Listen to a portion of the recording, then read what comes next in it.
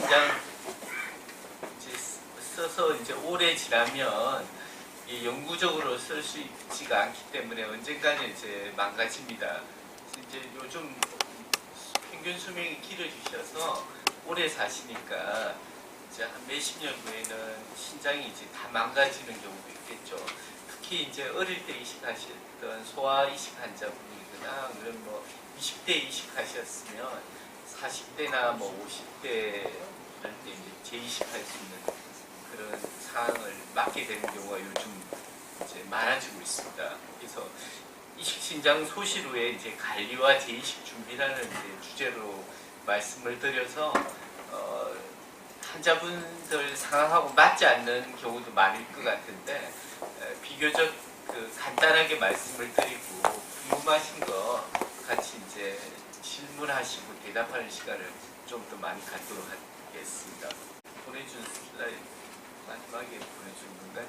이제 왼쪽에 환자가 100명이 살다가 그 10년, 20년, 30년 돼서 이제 조금씩 돌아가셔서 이제 이렇게 보면 그 반 이상이 30년, 뭐 35년 이상 사시죠. 이 자료가 서울대병원 60년대 후반부터 해서 지금까지 이식한 환자 모두 합친 건데요. 가면 갈수록 성적은 점점 좋아지고 있습니다. 기술이 약도 좋아지고 기술이 발전해서요. 그래서 최근 성적은 이거보다 좋은데 몇십 년, 40년, 뭐 50년 이렇게 다 합쳐서 보면 이 정도 되거든요. 이건 이식한 신장이 얼마나 오래 우리가 사용하느냐를 보면 한 반 정도가 한 21년 정도 사용하세요. 그러니까 반 이상은 21년 이상 쓰시고요. 반 이하는 21년을 못 쓰세요. 되게 보면 한 5년, 1, 2년은 95% 이상 잘 사용하고 계시죠. 시간이 지나면서 점점 떨어지는데 한 평균 21년 정도 쓸 수 있다고 이렇게 생각하시고요. 이게 이제 내사자하고 받을 때하고 산 사람한테 받을 때가 좀 더 좋으니까 그거 감안하시고 보시면 되겠습니다. 그래서 결국에 20몇 년이 지나면 신장 기능이 이제 기능을 안 할 수도 있다는 얘기죠. 그래서 이식 신장이 왜 기능을 안 하는지 원인들을 한번 조사한 걸 말씀 올리면 1년 내에 그냥 빠른 시간 내에 이제 망가지는 경우가 있습니다. 이런 제일 흔한 원인은 거부 반응 또는 혈관 문제 또는 이제 소변 줄기 쪽에 이제 문제가 생겨서 샌다든지 막힌다든지 하는 문제. 그 다음에는 혈관에 그냥 피딱지가 갑자기 많이 생기는 병들이 있습니다. 이런 경우에도 그럴 수가 있겠고요. 그 다음에 원래 자기가 가지고 있던 신장병 중에 독특한 몇 가지는 굉장히 빨리 재발을 해요. 그리고 재발해서 또 빨리 망가뜨리는 병들이 있거든요. 그래서 그런 병들이 있을 때 이제 주로 생기죠. 그러니까 전체적으로 봐서는 기계적인 문제가 많죠. 혈관, 소변 빠지는 길, 피가 들어가서 콩팥이라는 깔때기에서 찌꺼기 걸러준 다음에 깨끗한 피가 나오고 찌꺼기는 소변으로 나오는 게 이제 우리 콩팥인데 피가 들어가고 나가는 길이라든지 소변이 나가는 길에 기계적으로 막히면 문제가 되겠죠. 두 번째 큰 원인은 거부 반응이죠. 거부 반응은 이제 주로는 항체가 많아서 생기는 거부 반응이 초반에 격렬하게 옵니다. 1년 이후의 원인들은 이제 거부 반응이 상당히 드물긴 한데 약을 안 먹게 되거나 뭐 이렇게 하면 언제든지 거부 반응이 올 수가 있습니다. 그래서 건투로 생각하시면 이렇게 케어 펀치를 맞는 거부 반응은 이제 거의 안 생깁니다. 대신에 이제 계속 잽을 맞는 거죠. 15라운드를 뛰면 계속 잽을 맞으면 나중에는 뭐 눈도 찢어지고 얼굴도 상하잖아요. 마찬가지로 이제 계속된 약한 거부 반응들이 누적돼서 생기는 게 만성 거부 반응입니다. 일단 발견되면 치료하기가 굉장히 까다롭습니다. 과거에는 치료를 못했는데 최근에는 뭐 새로운 약들이 시도되고 있지만 치료 성공률은 높지는 않습니다. 조기에 발견될수록 또 어느 정도 치료가 되는 경우가 있는데 후기로 갈수록 반응을 잘 안 해요. 제일 흔한 원인은 약을 잘 흘러서 그렇습니다. 이제 뭐 좀 지내다 보니까 괜찮으니까 약을 좀 줄이고 약부작용 생겨서 약을 거르게 되고 하면서 이제 생기는 경우죠. 두 번째는 이제 계속적으로 면역제제를 먹으니까 바이러스 감염된다든지 또는 암도 생길 수 있죠. 면역성을 틀어놓으면 우리 몸이 암세포를 제거하는 능력도 떨어져요. 그래서 나보다 암이 잘 생겨요. 그래서 신장은 괜찮지만 암에 걸려서 이제 돌아가시면 신장도 잃게 되시죠. 또는 이제 원래 신장병을 만드는 체질은 다 가지고 계시잖아요. 그 체질을 바꾼 게 아니고 망가진 신장을 갈아낀 거거든요. 시간이 지나면 그 체질이 발동을 해서 원래 신장 질환이 한 30%에서 전반적으로 한 3분의 1 정도에서 재발을 합니다. 일부 질환은 초반에 재발해서 완전히 망가뜨리는데 대부분 질환은 면역제제를 나중에 줄이게 되면 한참 있다가 이제 재발하는 경우가 훨씬 더 흔하죠. 재발을 하게 되면 치료하기 상당히 까다롭습니다. 왜냐하면 이제 원인 신장 질환의 대부분 치료도 면역제제거든요. 근데 면역제제를 드시고 있는 와중에 생긴 거니까 상당히 치료하기가 까다롭습니다. 그 다음에 이 원인 신장 질환이 다른 환자, 일반적인 환자보다는 조절 안 되는 좀 악성인 경우가 많습니다. 왜냐하면 신장을 다 강하게 한번 망가뜨렸던 병이 체질이잖아요. 그러니까 이런 병이 생기면 좀 조절하기 상당히 까다롭습니다. 근데 이제 그나마 다행인 것은 이게 한참 있다가 생기고 죄송합니다. 생기더라도 좀 천천히 진행하기 때문에 그 점은 조금 불행 중에 다행이고요.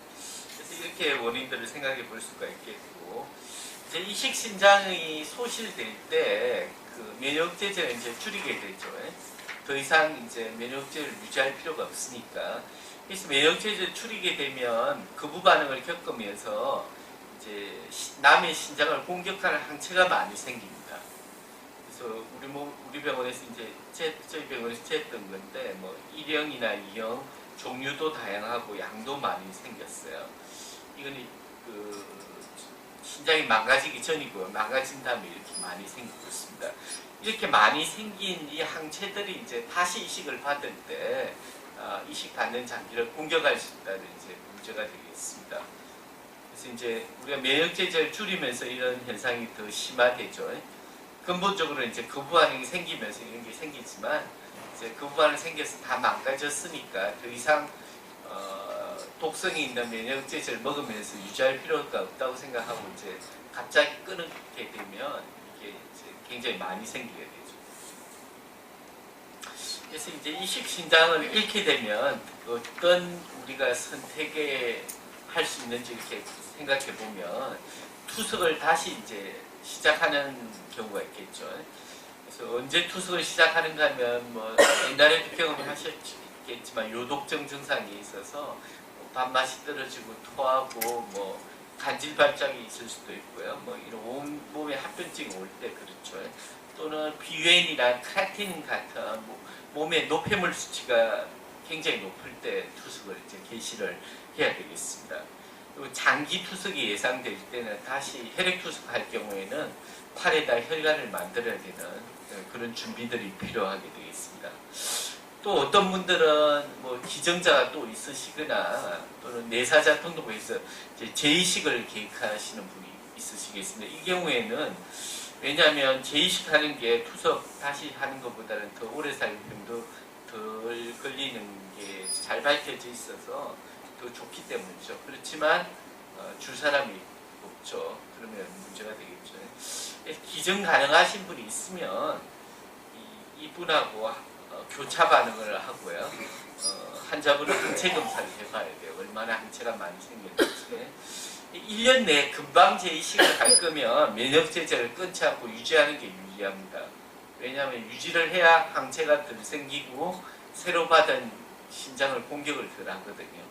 근데 한참 있다가 뭐 재이식을 할 거면 면역제제 유지하는 게 기간이 너무 불필요하게 길어지면 그 합병증 노출 기간만 길어지기 때문에 이럴 때는 서서히 감량해서 중단하고요. 다음에 5년이나 있다가 이제 재이식하게 되면 그때 다시 시작하는 게 좀 더 유리하게 되겠습니다.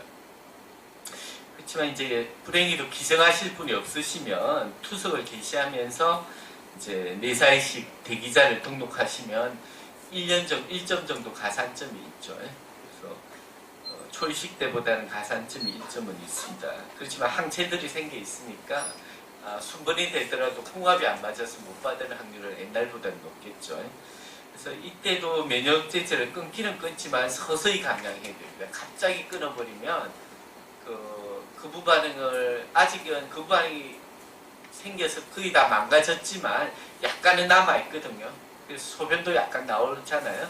그럴 때 갑자기 끊어버리면 남은 조직에 거부 반응이 활활 다시 타올라가지고 소변에 피 나오고 열 나오고 통증 생기고 하는 그런 증상이 생길 수가 있고요. 항체도 굉장히 많이 생깁니다. 그래서 서서히 끊는 게 중요하겠습니다. 대개 6개월이나 1년 사이에 걸쳐서 끊게 되어 있습니다.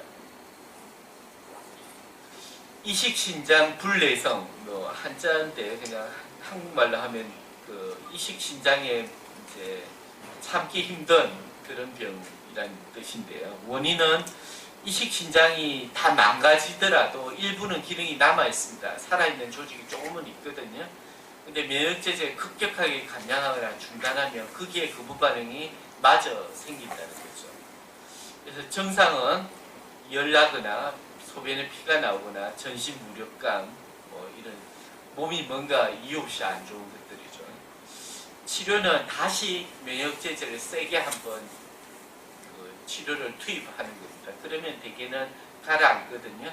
가라앉으면 다시 천천히 줄이는 겁니다. 그런데 이제 약물 치료에 반응이 없는 경우, 굉장히 격렬한 경우도 있습니다. 이때는 할 수 없이 수술을 해서 이식신장을 제거해야 되는 불편한 방법을 쓸 수밖에 없습니다. 그래서 예방은 다 망가졌더라도 서서히 중단하는 것이 중요하다는 거죠.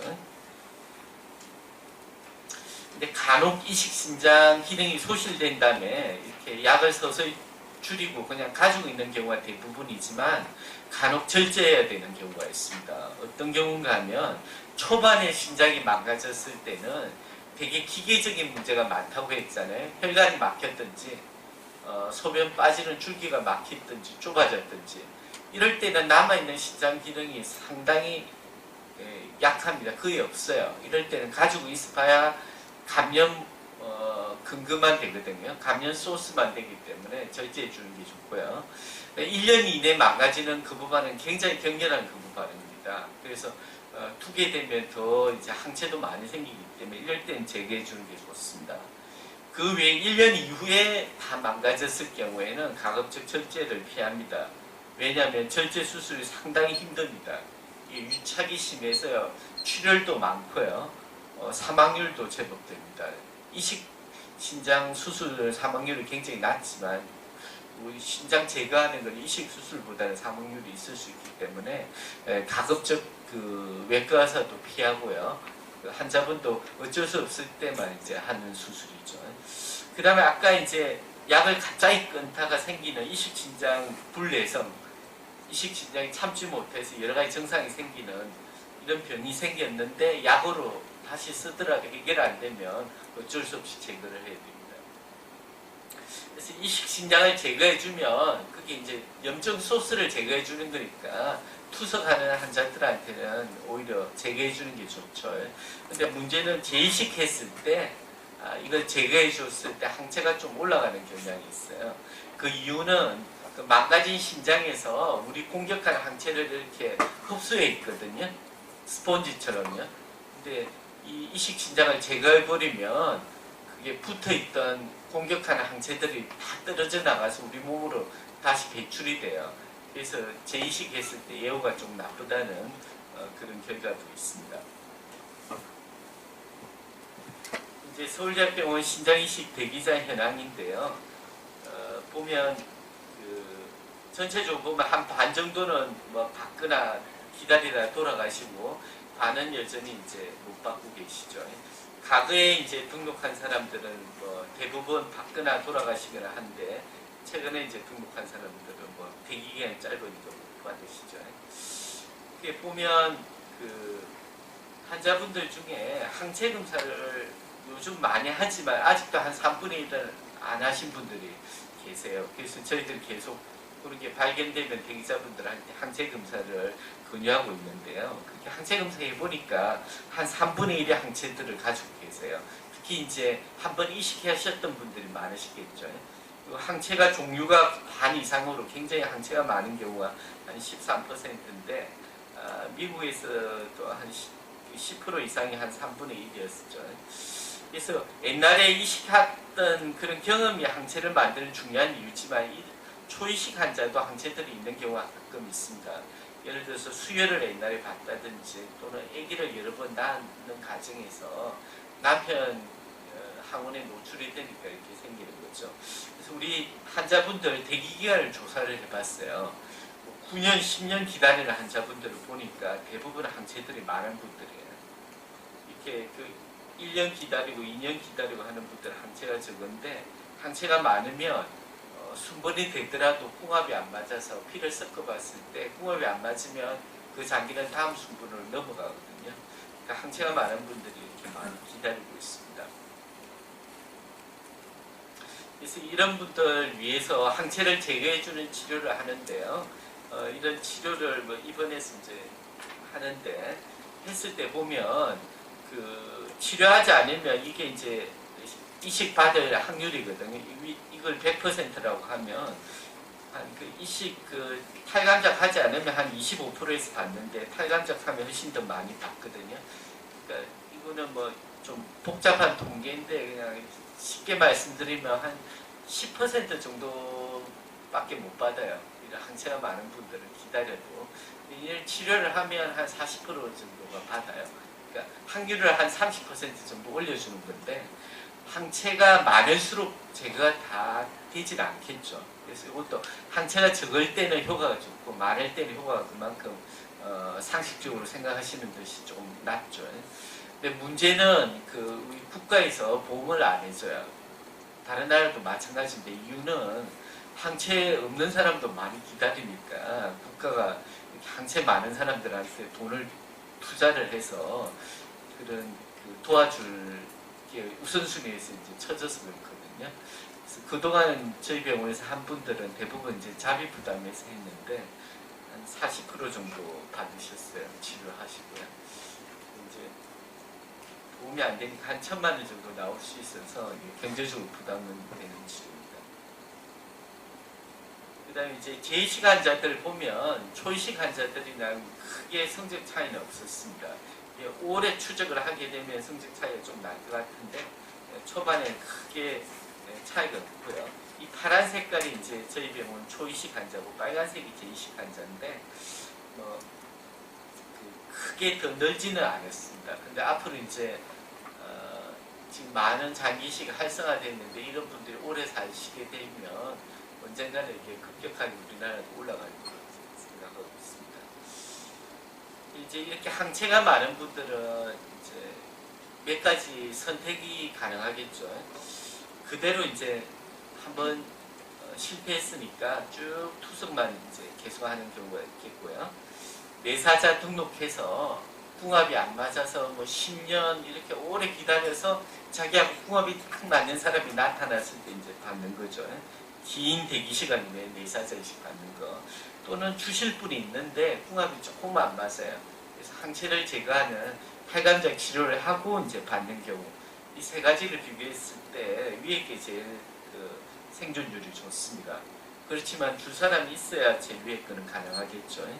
그래서 줄 사람이 없으면 이제 투석하시면서 대기했다가 내사 이식 받는 건데 좀 다른 분보다는 오래 기다려야 된다는 게 단점이겠습니다. 그래서 이제 우리가 재이식 할 때 고려해야 될 점은 생체 이식을 할 것인지 내사 이식을 할 것인지 그냥 투석만 할 것인지 이제 이걸 판단을 하셔야 되겠죠. 우리나라 이제 평균 대기 기간은 한 5년 정도입니다. 우리나라 전체 서울대병원도 비슷해요. 그래서 가능한 생체 공여자가 있을 때는 생체 이식하는 게 가장 좋겠죠. 교차 반응이 약하게 양성일 때는 탈감작을 하고 이식을 그냥 바로 진행하는 게 성적이 제일 좋고요. 교차 반응이 아주 강할 때는 교환 이식이나 뭐 이때 포기하고 내사 이식을 하셔야 되겠고요. 잠재적으로 줄 사람이 없을 때는 등록해서 내사 이식을 기다리시면 될 것 같습니다. 근데 항체가 많을 때는 이제 기다려도 소식이 없으면 탈감작을 한번 해볼 수도 있겠고 경제력이 있으시면요. 이제 신장 재이식의 시점은 언제 하는 게 좋을지. 줄 사람이 없으면 그때는 대기자 등록해서 뭐 기다리는 거고 일반 거고요. 줄 사람이 있으면 그 몇 가지 상황에 따라서 틀립니다. 신장이 망가진 원인이 원인 신질환이 재발을 했을 경우에는 원인 신질환이 굉장히 활동적일 때는 이식하면 또 금방 재발할 수가 있잖아요. 그때 좀 기다렸다 1년 정도나 활동성이 떨어진 다음에 이식하는 게 좋고요. 그 다음에는 이식해서 재발해서 망가졌어요. 근데 그 병이 보니까 굉장히 재발도 잘하고 일단 재발하면 신장이 굉장히 빨리 망가지는 그런 병이라면 신장 생체 신장 이식은 피하는 게 좋습니다. 뭐 대표적인 게 뭐 국소분절성 사후체 경화증 같은 이제 어린이들한테 많이 생기는 병이 있는데 한 번 재발하면 두 번째 재발도 굉장히 잘하거든요. 이럴 때는 산 사람한테 받는 게 보다는 투석하시면서 내사자한테 받는 게 좋습니다. 그 다음에 암이 발생했을 때는 암이 완치되고 재발되지 않는다는 기간을 확인한 다음에 생체 이식하는 게 좋습니다. 뭐 유방암 같은 굉장히 재발 잘하잖아요. 최소한 5년을 기다렸다가 이식을 하셔야 돼요. 그래서 그런 경우에는 그냥 내사 이식 등록해서 기다렸다 하시는 게 좋고요. 이런 뭐 특별한 경우 아니면 그냥 줄 사람이 있으면 바로 이식하는 게 가장 성적은 좋죠. 예를 들어서 뭐 과거에 BK 바이러스에 의해서 신장이 망가졌을 때 과거에는 기다렸는데 요즘은 기다릴 필요가 없다는 게 이제 잘 알려져 있고요. 항체맥이성 거부 반응에 의한 신장 소식도 현재 궁합이 잘 맞으면 그냥 진행하시면 되겠습니다. 그래서 오늘 말씀드린 내용을 요약하면 신장이 소실됐다고 해서 이제 낙담하셔서 이제 만사 팽개치고 이제 관리를 안 하다가 또 시간이 지나서 이제 마음이 가라앉고 어느 순간 이제 재이식을 해야 되겠다고 이렇게 찾아오시는 경우가 이제 가끔 있는데요. 그리고 곤란한 경우가 가끔씩 생겨요. 그래서 이식 신장 소실 후에 뭐 상당히 이제 실망도 하시고 몸도 힘드시겠지만 뒤처리를 잘 하시는 게 중요합니다. 재이식을 위해서 그렇기도 하지만 투석하는 경과를 위해서도 뒤처리하는 게 중요합니다. 이제 이식 신장 불내성 증후군 같은 걸 막는 게 중요하죠. 그래서 면역제제를 단번에 이제 실망하셔서 끊으시고 안 되고 비용도 나오지만 서서히 감량 후에 중단하는 게 고생해서 병원 덜 오시는 방법입니다. 일단 발생하면 빨리 오셔서 면역제 정량으로 치료 후에 다시 감량을 하고요. 약으로 잘 듣지 않으면 수술로 절제까지 해야 되겠습니다. 대개 1년 내에 망가진 경우에는 절제하는 경우가 흔하고요. 그 다음에 이제 항체가 생성되면 다음 이식할 때 영향을 주니까 항체가 얼마나 많이 생겼는지 감시를 하고 다음 이식에 준비를 해야 되겠습니다.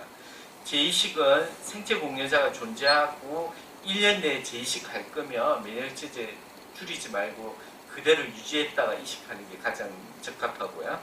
1년 이후에 한참 있다가 재이식할 거면 면역체제를 서서히 감량해서 중단하시고요. 살아있는 사람 기증자가 잠재 기증자가 없으면 투석하시면서 내사 기증자 등록하시고 면역체제를 서서히 감량해서 중단하시면 되겠습니다. 홈페이지 들어가면 사실 강의들이 많아요. 이런 동영상 강의도 있고 하니까 컴퓨터가 있으시면 시간 나시면 한번 주제도 다양하게 있으니까 가서 한번 들어보세요. 굉장히 자세한 강의가 있고요. 들어봤는데 해결되지 않는 궁금증이 있으면 다음 강좌 때 좀 해달라고 좀 저희들한테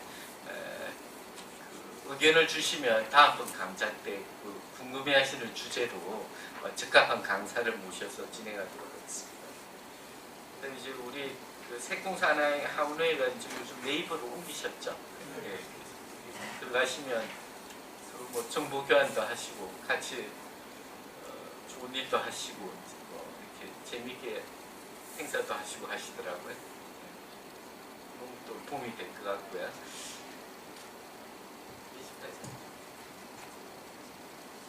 15분 질의 시간 있으니까 뭐 오늘 말씀드린 내용하고 뭐 관련 없는 내용도 뭐 상관없으니까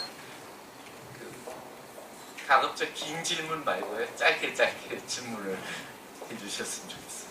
한 번에 하나의 질문씩만요. 신장이 망가진 다음에요. 마이크로 한번. 신장이 망가진 다음에 투석을 할 때, 뭐 다시 시작할 때 어느 정도 크레아틴이 올랐을 때 투석한다라고 생각하면 되나요? 병원마다 너무 달라서. 이제 크레아틴이라는 게 네. 근육에서 만드는 찌꺼기예요.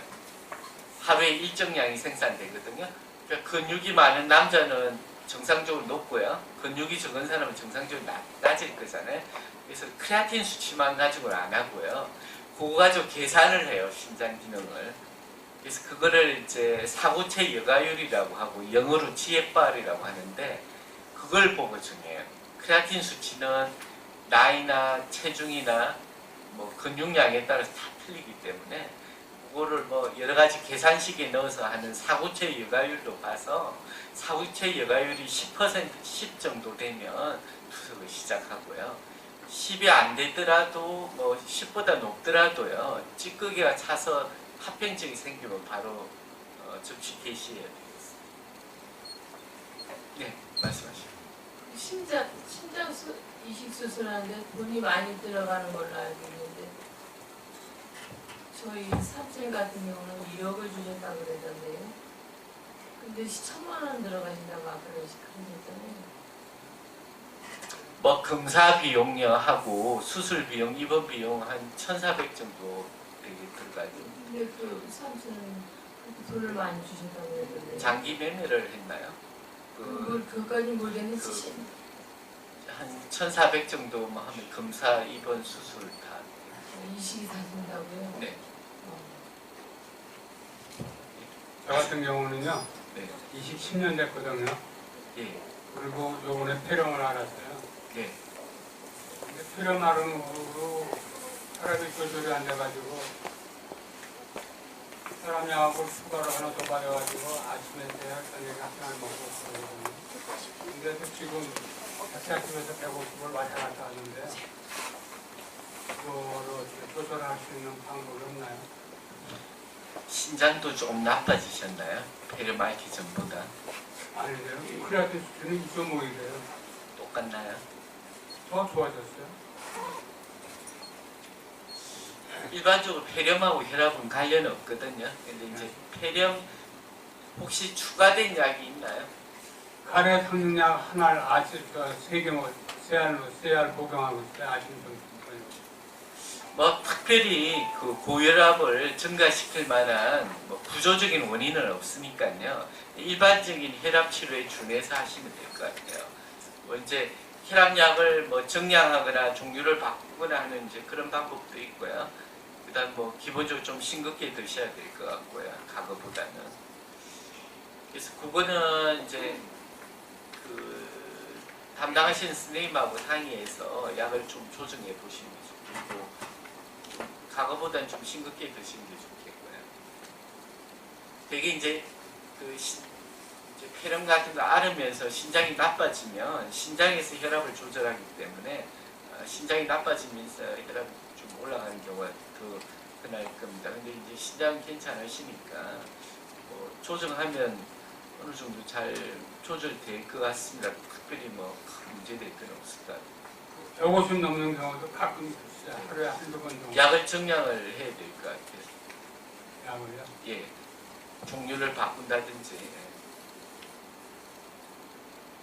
잘 알겠습니다. 네. 1년 이내에 신장이 수술되는 원인을 설명해 주실 때 원인 신장실은 재발할 병들이 있다고 말씀하셨는데 거기에 그 IgA 신증이 포함되는지 궁금하고요. 그다음에 이식 심장 절제술이 이식보다 위험하다고 하셨잖아요. 근데 그러면 나중에 절제술을 하지 않고 재이식을 할 때 기존에 있던 그 이식한 그 신장을 다시 절제하고 다시 재이식심을 다시 이식하는 거잖아요. 아니요. 일반적으로 이제 그 오른쪽이 편해서 오른쪽에 초이식 때 많이 심거든요. 그러면 왼쪽에 심어요. 제20. 아, 그러면은 자기가 원래 가지고 있던 신장 네 개가 있죠. 4개를 가지고 네. 생각하는 근데 거예요? 망가진 신장은 이렇게 쭈그러들어요. 그래서 큰 부피는 차지하지는 않습니다. 근데 이제 떼는 수술 자체가 피도 많이 나고 그 자체도 굉장히 좀 위험성이 있기 때문에 안 떼고 다른 공간에 일반적으로 넣어요. 그 다음 첫 번째 IgA 신병증 이제 동양 사람한테 많은 병인데 다행히 느리게 재발하고 느리게 진행해요. 근데 그 IgA 신병증은 3분의 1만 나빠지는 병이거든요. 그래서 아무 이유 없이 그냥 그 천수 누리고 돌아가신 분들 부검해보면 IgA 신병증 가진 분들 많아요. 근데 그 IgA 신병증으로 신장 이식하게 된 분은 IgA 신병증으로 망가진 분이잖아요, 신장이. 그러니까 IgA 신병증 중에는 독한 IgA 신병증을 가진 분이거든요. 예. 그래도 재발을 3분의 1에서 하고 나빠진 분도 3분의 1에서 나빠져요. 다른 질환보다는 서서히 나빠져요. 아, 예. 저는 다낭신으로 onco 이식을 했거든요. 근데 아까 말씀 중에 새로 이식한 콩팥에 다낭신이 생길 수 있는지 그게 너무 궁금합니다. 다낭신은 유전자 병이거든요. 남의 신장이기 때문에 유전자가 정상적이잖아요. 그러니까 안 생겨요. 저 같은 경우는 지금 당뇨권 쪽으로 수소오랜 시작했는데요. 췌장 이식까지 같이 한번 생각을 하고 있는데 비용하고 성공률을 좀 알고 싶은데요. 홍간호사 비용이 얼마죠? 신체 동시 이식은? 3,500 정도. 3,500에서 4,000. 신체 동시. 성공률 같은 거 좀 그 성공률은 좋습니다. 몇 프로나 근데 이제 그 성공률이라는 게 몇 프로라고 이야기할 수 없는 게 아까 이제 커브 봤잖아요. 평균 10년 이상 이렇게 보니까 뭐 몇 년에 몇 %니까 신장, 췌장 동시식 했을 때 신장은 뭐 이거하고 비슷하고요. 췌장도 평균 한 10년은 갑니다. 근데 이제 그 모든 당뇨병 환자가 좋은 건 아니고요. 대개 50세 미만에서 성적이 좋아요. 나이 들수록 성적이 나쁘고요. 비만하시면 안 해요. 그는 췌장이 결국 인슐린을 만들어내는 거잖아요. 인슐린이 부족한 당뇨병 환자한테 하는 치료거든요. 근데 비만하시면 인슐린 부족도 있지만 인슐린이 잘 작용을 못하는 저항성이 있어요. 그때는 췌장 옮겨도 큰 효과도 없고 부작용들이 많아요, 오히려. 그래서 되게 이제 비만하지 않고 비교적 젊은 이제 중년 이하의 당뇨병성 이제 말기신 부전 환자한테 신장, 췌장 동시식을 일반적으로 제일 권하고 있고요. 대기 기간이 한 3, 4년 돼요. 저희 병원이 한 4년쯤 되고요. 아산병원은 좀 더 빨라요. 삼성병원이 아산병원이 좀 더 빠른데 이유는 저희 병원이 좋은 것만 좀 선별해서 하거든요. 췌장을 직접 수술장에서 들여다보고 결정해요. 지방이 끼거나 그러면 안 하거든요. 성적은 제일 좋아요. 일단 이식하면. 근데 보니까 대기기간은 좀 더 길어요. 선정이 되더라도 봐서 조금이라도 안 좋으면 안 해서요. 성적은 아주 좋은 편에 속합니다. 그래서 그 당뇨 조절이 잘 돼서 당뇨약들 대부분 다 성공하면 끊게 되는데 문제는 수술 합병증이 좀 커요. 2개를 붙이니까 수술이 크거든요. 그래서 10명 중 2명은 이런저런 합병증이 생겨요. 이제 뭐 대부분은 극복 회복되지만 뭐 후유증 남는 경우도 있죠. 그래서 성공한 80%는 성적이 아주 좋고요. 여러 가지 합병증 겪은 20%는 성적이 뭐 최적은 아닙니다. 인슐린은 뭐 조기에 맞는 경우도 있고요. 그 다음에 또 가능한 게 산 사람이 있으면 한 사람한테 신장을 기증받고요. 췌장은 내사자한테 받으면 한 1년 정도 기다리면 받거든요. 1, 2년. 췌장 단독 이식은 대기자가 많지 않기 때문에 그래서 신장은 생체를 받고 그 다음에 췌장 받는 그런 옵션도 있습니다. 과거에는 기술이 발전을 안 했는데 요즘 기술이 좋아서 그것도 성적이 좋아서 미국이나 한국에서 활발하게 하고 있습니다. 이 검여자가요 혈액형이 틀리거나 조직이 안 맞으면 예. 다른 방법으로 할 수 있는 게 있나요? 혈액형 안 맞으면 웬만하면 요즘 다 잘하고요. 성적도 혈액형 맞는 경우랑 비슷해요. 근데 조직형이 이제 안 맞는 게 두 가지 경우인데 안 맞는 조직형에 공격하는 항체가 있어서 이 피를 섞어봤을 때 궁합이 안 맞으면 굉장히 골치 아파요. 그게 약하게 안 맞으면 탈감작을 해서 이식을 할 수 있거든요. 탈감작한 성적을 아까 봤잖아요. 투석한 것보다는 좋고요. 그런 분한테 탈감작 궁합 맞는 사람한테 받는 것보다 못해요. 중간 정도 돼요. 근데 이제 그 항체는 없지만 뭐 6개 중에 유전자 조직형이 몇 개 안 맞고 이거는 완전히 맞는 경우 외에는 성적이 비슷해요. 그러니까 6개 다 맞는 경우하고 6개 다 안 맞는 경우는 차이가 크고요. 그 중간에 약이 좋아졌기 때문에 큰 차이는 없어요. 탈감작 이런 거 안 하고 예. 항체만 없으면 그 조직형이 틀리더라도 이식하는 데는 지장은 없습니다. 조직형을 언제 보는가 하면 주 사람이 여러 명일 때 제일 좋은 사람 고를 때 보는 거예요. 저는 저기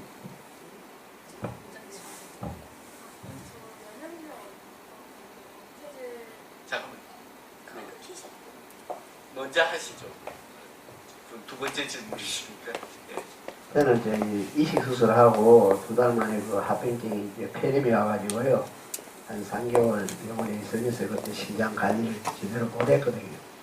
그래가지고 지금 그 신장 수치가 한 2.5 정도 되는데 이게 어떻게 관리가 어떻게 될란가 싶어서 또 신장 수치가 더 내려가지 않고 감염료가 하나가 나오거든요. 그래서 계속 약을 먹고 있는데 이렇게 나가는 수명은 어느 정도 되는지 궁금해서. 폐렴이 그 이식 환자한테 제일 위험한 합병증이거든요. 왜냐하면 그 죽고 살고가 걸려 있는 문제라서요. 다른 거는 뭐 신장이 망가지면 최악의 경우 다시 투석을 할 수 있는데 폐렴은 조절 안 되면 그 산소가 부족해서 돌아가시거든요. 전체적으로 볼 때 사망률이 30%예요. 폐렴은. 그래서 폐렴이 제일 무서워요. 이식 환자들의 합병증 중에요. 다행히 회복하셔서 좋고요. 한 달부터 6달 사이가 제일 심한 폐렴이 올 때예요. 면역제가 제일 세기 때문에 그렇거든요. 그래서 그 폐렴 열이 나고 호흡기 정상이 있으면 굉장히 신경을 쓰셔야 돼요. 38도 이상 어른이 절대 감기로 열 안 나거든요. 폐렴이나 독감이나 다른 병이 있어요. 38도 이상 나면 체온계를 사셔서 재보고 그러면 즉시 병원에 오셔야 돼요. 이제 뭐 그런 거 저런 거 알으면서 이제 신장이 좀 손상을 받았잖아요. 돌이키지는 못해요. 근데 이제 시간 지나면 조금 좋아지는 경우도 있고요. 그보다 더 흔한 경우는 이제 서서히 더 진행하는데 지금이 만성 신부전 상태예요. 다시 크레아틴이 1하고 2는 천지차예요. 4나 6이나 사실은 위로 가면 갈수록 차이는 그 우리가 신장 기능이 크레아틴 수치 역수거든요. 그래서 사실은 뭐 0.5하고 1은 하늘과 땅 차이고 1하고 2도 천지 그것도 엄청난 차이인데 4나 8이나 뭐 10이나 큰 차이는 없거든요. 이미 2라고 하면 신장 기능이 지금 3분의 1도 안 남아 있는 거예요.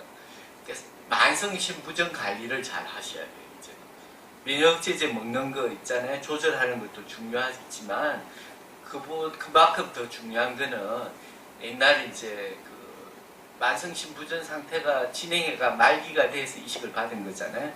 다시 이제 만성 신부전 상태로 돌아갔다고 생각하시면 됩니다. 그래서 신장이 이제 만성화됐다는 거죠. 일단 신장이 만성화되면 그 자체로 조금 나빠져요. 신장의 특징인데. 그래서 그걸 나빠지게 하는 걸 조절을 하는 게 중요합니다. 대표적인 게 혈압 조절. 아까 앞에 질문하신 분도 이제 만성 신부전 상태거든요. 크레아틴이라고 하면. 그래서 혈압 조절 잘하고 콜레스테롤 조절 잘하고 소변에 감염되는 거 피하시고 그 다음에 신장에 해로운 약을 또 피하시고 그런 것들이 만성신부전의 신장이 나빠지는 속도를 빠르게 하는 것들이거든요. 그런 걸 피하고 잘 조절하는 만성신부전 관리가 지금은 굉장히 중요할 것 같습니다. 그래서 신부전 환자 일반적인 이제 관리 지침 그게 잘 주의해서 하셔야 될 것 같아요. 오히려 면역제보다는 그 측면이 또 더 중요해졌을 시기라고 생각합니다. 지금 사실은 이식한 지 얼마 안 되셨지만 이미 이식한 지 한참 돼서 이제 이거 보잖아요. 서서히 나빠지는 이 환자분에 속았다고 생각하시고 되지 않습니까? 네. 아무래도 면역력 억제제를 먹다 보면 바이러스에 감염될 위험이 높잖아요. 예. 그 만약에 뭐 감기라든지 다른 병이 걸렸을 때는 일반인과 동일하게 병원에 가서 약을 받고 처방받고 하면 되는 건가요? 예, 뭐 고열이 나지 않으면 뭐 그렇게 하시면 될 것 같은데 이제 뭐 진통소염제 같은 게 이제 서커스 주는 경우가 많은데 종합감기약 같은데 거의 다 들어가 있거든요. 그런 거 이식 환자는 안 되니까 다른 병원이나 약국 가시면 그 얘기를 꼭 하셔야 될 것 같아요. 뭐 알아서 준다고 하시는데 그런 게 신장에 해로운 약들이 들어가 있는 경우가 흔하더라고요. 마지막 질문 하나 받겠습니다. 네, 강의 잘 들었습니다. 두 가지 여쭙는데요. 개인적으로 이식한 지 1년 8개월 됐고요. 비유엔 포함해서 다른 수치를 되셨는데 크레아틴만 1.44, 그때는 1.52까지 올라갔는데 그런 이유가 있는지 궁금하고요. 두 번째는 신장 생존율이 일반적으로 50% 이상은 한 20년 쓴다고 하셨는데 저희 신장 이식환우들이 일반적으로 약 잘 먹고 술, 담배 하지 않고 뭐 운동하고 이런 것 이외에 다른 추가적으로 이거는 좀 시켜라. 이 부분이 일반적으로 신장 생존율 높이는 게 도움이 된다는 최근 뭐 학계 선생님 개인의 고견을 그렇게 1.5면 좀 나쁘네요. 예, 1.0하고 1.5는 또 천지 차이거든요. 제일 좋았을 때가 얼마죠? 이식한 다음에요? 1.10. 예, 1.10, 1.2 미만이면 아주 좋은 거죠. 1.5는 진짜 조금 나쁜 거죠. 실망스럽게 왕도가 없어요. 의사의 역할도 중요하고요. 면역제제를 얼마나 잘 환자의 맞춤형으로요. 요즘에 이제 약이 종류도 많아지고 많이 나왔기 때문에 환자의 특성이나 이걸 봐서 잘 조절을 해야 돼요.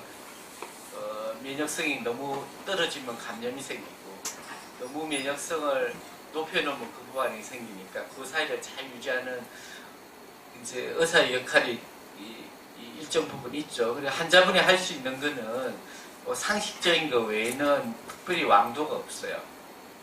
상식적이라는 건 이제 약을 잘 드시고 정확한 시간에 드시고 병원을 규칙적으로 와서 모니터를 해서 뭐 이상하면 그때그때 즉각적으로 대처하고요.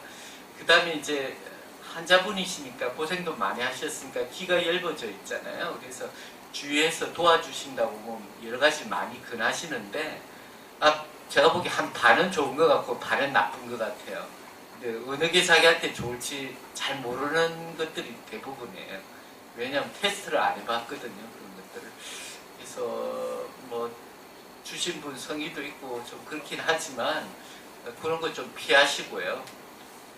그 다음에 뭐 일반적인 건강 지침하고 똑같죠. 뭐 무리하지 않고 쉬시고 적당히 골고루 드시고 하는 그런 거죠. 그래서 귀에 번쩍할 만한 그런 왕도는 아직 나오진 않았습니다. 지루한 자기하고 싸움이에요. 모든 만성질환은 뭐 당뇨 조절하는 게 대표적이잖아요. 다음 이제 강의가 죄송합니다만 45분부터 시작해야 돼서요. 다음 강의 끝나고 질문 받도록 하겠습니다. 그리고 뭐 오늘 다 말씀하지 못하신 질문은 홈페이지에 올리시면 저희가 코디네이터하고 제가 같이 답을 해드리거든요. 네. 그래서 감사합니다.